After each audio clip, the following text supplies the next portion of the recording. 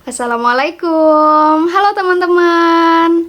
Di video ini aku mau sharing pengalamanku mulai dari kuliah PPG Prajabatan, kemudian daftar P3K sampai akhirnya aku berhasil mencairkan TPG. Yuk simak penjelasannya di video berikut ini.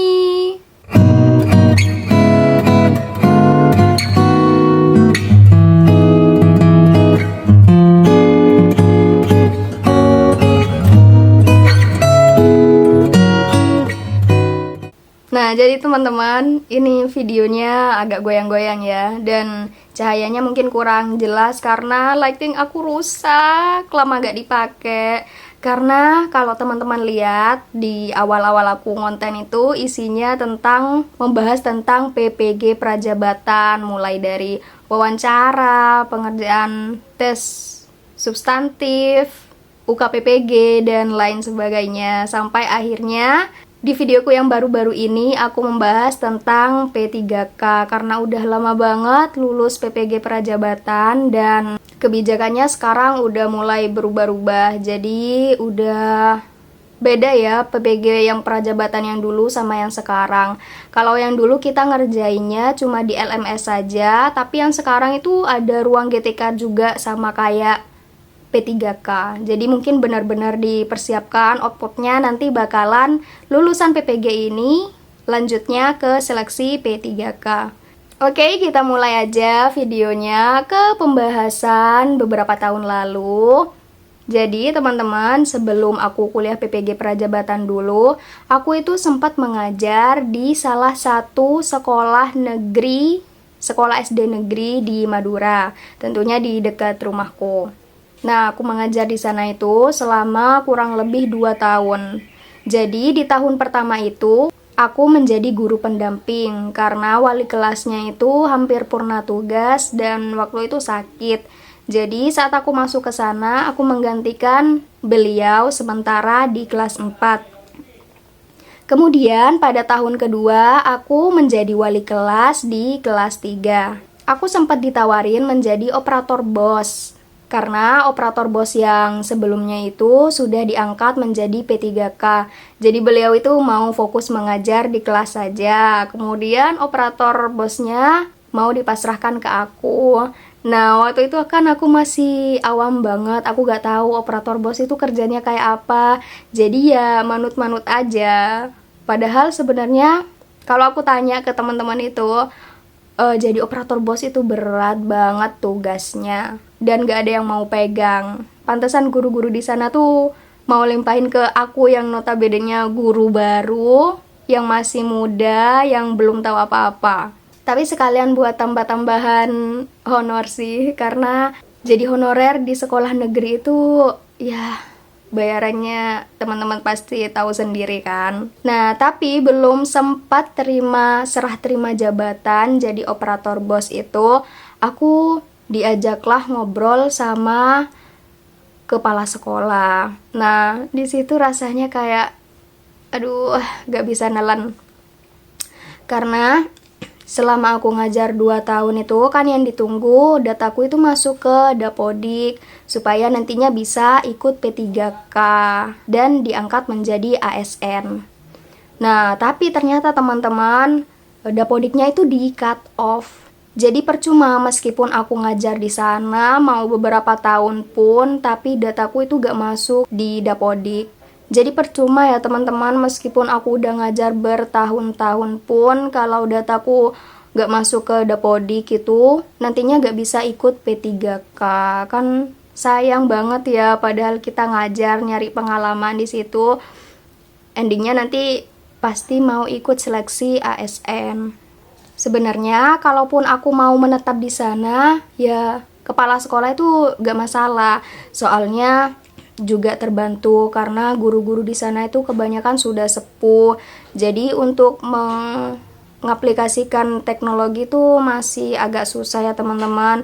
Terus kan biasanya ada survei atau penilaian yang membutuhkan teknologi seperti HP ataupun komputer. Nah, di situ guru-guru sepuhnya juga terbantu oleh kita yang muda-muda. Dan juga saat ada ANBK biasanya aku juga bantu-bantu jadi teknisi di sana. Tapi kepala sekolah juga di lain sisi kasihan sama aku, soalnya perjalananku kan masih panjang, masih muda, dan sayang banget kalau cuma mengabdi di sana, tapi dapodiknya di cut off dan nggak tahu itu sampai kapan. Dan sampai sekarang pun aku tanya ke temanku, kalau di Madura, tepatnya di Bangkalan itu belum dibuka dapodiknya. Jadi guru-guru honorer yang belum masuk dapodik itu belum bisa diinputkan datanya di situ. Bayangin kalau dari tahun 2021 itu aku ngajar di sana, berarti kalau sekarang udah 4 tahunan lah. Akhirnya aku diajak salah satu temanku S1 dulu untuk ikutan PPG Prajabatan. Jadi aku pamitan ke kepala sekolah dan guru-guru yang lain di sana. Padahal sebenarnya ngajar di sana tuh enak banget, kekeluargaannya tuh erat. Tapi ya untuk mengajar masa depan, mau nggak mau akhirnya aku ikut PPG Prajabatan. Aku udah pamitan di sana dan bilang kalau aku mau kuliah lagi. Jadi sambil menunggu tes substantif yang PCK sama wawancara itu, aku masih ngajar di sana. Jadi setelah ngajar itu untuk ujian wawancaranya aku juga latihan. Kadang aku latihan di kelas, kadang di kantor, sampai diisengin sama guru-guru yang lain di sana. Nah, singkat cerita, akhirnya aku daftar kuliah PPG Prajabatan. Gelombang pertama di tahun 2022. Nah, itu kan baru banget ya program yang dibiayai oleh pemerintah. Sebelumnya emang ada sih PPG Prajabatan, tapi itu bentuknya mandiri. Dan kita, anak-anak PPG ini yang di gelombang pertama nggak tahu apakah alurnya sama dengan PPG yang dulu. Kemudian kuliahnya itu seperti apa. Jadi aku masih meraba-raba nanti kuliahnya gimana ya, apa kayak kuliah S1 lagi, kemudian outputnya bakal gimana, apakah nanti ada pengabdian atau mengajar lagi di sekolah yang lama, atau ikut seleksi P3K. Nah itu aku belum ada info apa-apa, jadi di sini tuh masih ngambang, masih kosong, nggak ada gambaran apapun tentang PPG Prajabatan. Selanjutnya setelah kuliah beberapa bulan itu ada isu-isu yang mengabarkan kalau lulusan PPG itu nantinya ada pengabdian di sekolah-sekolah di seluruh Indonesia dan kita tuh gak bisa milih mau ditempatkan di sekolah manapun. Tapi di akhir UKPPG itu ternyata ada kebijakan baru yang menyatakan bahwa mahasiswa PPG, mahasiswa lulusan PPG nantinya akan diikutkan seleksi P3K di tahun 2024. Dari situlah aku dan teman-teman memutuskan untuk coba-cobalah ikutan P3K. Nah sebelumnya jadi tuh ada piloting namanya, kayak kan lulusan PPG Prajabatan itu banyak banget. Jadi ada yang di piloting ke Surabaya, ada yang di Kalimantan, Bali, Pasuruan, dan daerah-daerah yang pastinya masih membutuhkan guru. Nah sayangnya di Madura itu gak ada piloting ke Madura. Jadi aku dan temanku memutuskan untuk mengikuti seleksi P3K tersebut di pemerintahan kota Surabaya, di Pemkot. Dan hasilnya alhamdulillah lulus. Aku ingat banget itu pengumumannya pas sore hari. Setelah paginya itu aku operasi gigi karena infeksi. Waktu itu aku bangun tidur, kemudian ditelepon sama temanku, cepetan lihat pengumumannya seleksi P3K udah keluar gitu. Dan alhamdulillah aku sama temanku lolos. Itu kalau diingat-ingat lucu banget. Aku yang cabut gigi gak nangis, tapi setelah lihat hasil pengumumannya tuh kayak sedih, terharu sih, lebih ke terharu. Ya udah, habis itu aku sama temanku itu ngurus berkas bareng di Rumah Sakit Bayangkara Surabaya. Tapi sayangnya saat penempatan aku sama temanku itu beda sekolah. tapi masih satu kecamatan dan kadang masih ketemu, main bareng gitu. Kemudian setelah masuk ke sekolah masing-masing, kita diminta beberapa berkas yang dikumpulkan ke admin sekolah, lalu nantinya disetorkan ke Dinas Pendidikan Surabaya. Nah, karena aku masuknya di bulan Mei, jadi waktu itu aku belum mengerjakan penilaian kinerja yang saat itu bentuknya adalah PMM. Jadi, syarat pencairan TPG itu kita udah masuk ke sekolah, data kita udah terinput di Dapodik, udah dapat NUPTK, dapat NRG, dan mengerjakan pengelolaan kinerja. Tapi karena aku masuknya bulan Mei, kan pengelolaan kinerja waktu itu masih 6 bulan ya, 1 tahun 2 kali, jadi Januari, Februari, Maret, April, Mei, Juni. Itu yang pertama.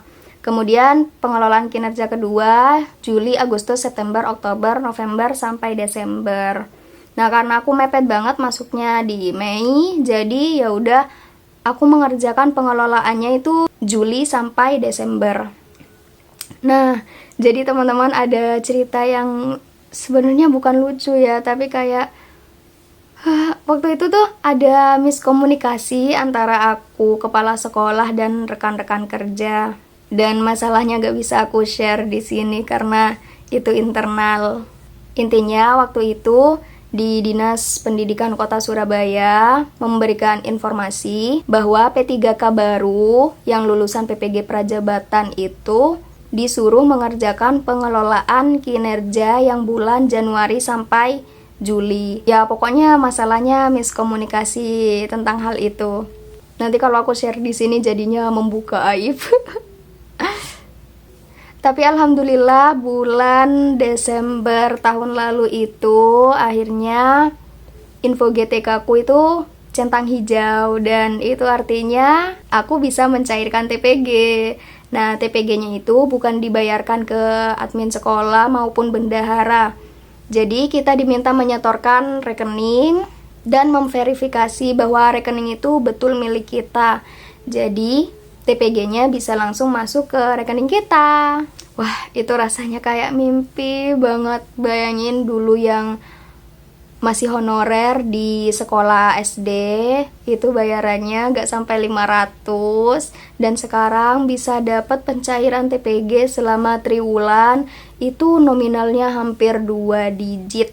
Pokoknya perjuangannya panjang banget, mulai dari yang ikut PPG, ikut seleksi P3K, berjuang melawan yang P1, P2, P3, prioritas 1, 2, 3, karena yang PPG Prajabatan itu masuknya di prioritas 4. Tapi kadang lulusan PPG Prajabatan tuh sering dipandang sebelah mata ya, karena kita tuh dianggap anak baru, dan banyak sebenarnya guru-guru yang udah mengabdi lama di sekolah itu belum mendapatkan TPG, dan banyak juga yang guru-guru belum diangkat menjadi ASN. Tapi kan kita gak dapetin itu semua secara cuma-cuma kan. Kita juga belajar, berjuang, merelakan waktu yang saat itu kita pakai buat kuliah lagi, PPG, Prajabatan, yang menurutku itu gak sebentar ya, waktu 1 tahun. Kita juga bersaing secara sehat dengan pelamar-pelamar P3K yang lain. Cuma karena kita masih muda dan kita dapat afirmasi itu, jadi ada beberapa orang, bahkan beberapa guru yang profesinya memang sebagai guru dan kurang mengerti alur tentang PPG Prajabatan itu. Jadi kadang aku tuh suka dapat omongan seperti ini, enak ya masih muda, baru ngajar, udah dapat pencairan TPG, sementara aku yang udah ngajar lama di sini belum dapat pencairan TPG itu. Ya tapi gak apa-apa, karena yang tahu perjuangannya tuh ya kita sendiri. Kita tuh gak cuma dapetin itu secara cuma-cuma dalam waktu yang singkat, karena kita juga pernah jadi honorer, kemudian kuliah lagi yang bukan cuma S1, itu ada kuliah tambahan, apalagi PPG Prajabatan. Kalau yang PPG dalam jabatan itu kan cuma 3 bulan ya. dan bisa disambi kerja. Nah, kalau kita yang 1 tahun itu yang awalnya udah dapat pemasukan dan kita harus melepas sekolah itu, kemudian kita harus kembali belajar lagi selama 1 tahun, jadi pengangguran lagi. Menurutku sih worth it ya anak-anak PPG Prajabatan, meskipun masih muda tapi kita tuh bisa mendapatkan afirmasi seperti itu. Jadi buat teman-teman yang saat ini berjuang, baik itu daftar PPG Prajabatan, PPG dalam jabatan, kemudian ada juga yang sedang berjuang ikut seleksi P3K, pokoknya kalian harus semangat. Fokus sama tujuan kalian berjuang. Emang kadang kita tuh ngerasa capek, bosen, dan pengen nyerah. Soalnya dulu aku juga gitu, apalagi setelah lulus kuliah S1, kemudian kan ngerasa tugasnya udah agak berkurang ya selama mengajar itu. Paling cuma bikin modul, terus ngajar anak-anak. Nah, setelah itu barulah selama 1 tahun digempur habis-habisan tugas-tugasnya. Pas PPG Prajabatan itu setiap hari pasti ada tugas dan kita harus cepat-cepat menyelesaikan, karena kalau gak menyelesaikan nih besoknya pasti nambah tugas, dan kalau seperti itu udah numpuk dan bakalan kesusahan sendiri ke kitanya. Pokoknya kalian harus semangat, ingat outputnya, jangan ingat susah-susahnya, biar kalian gak nyerah.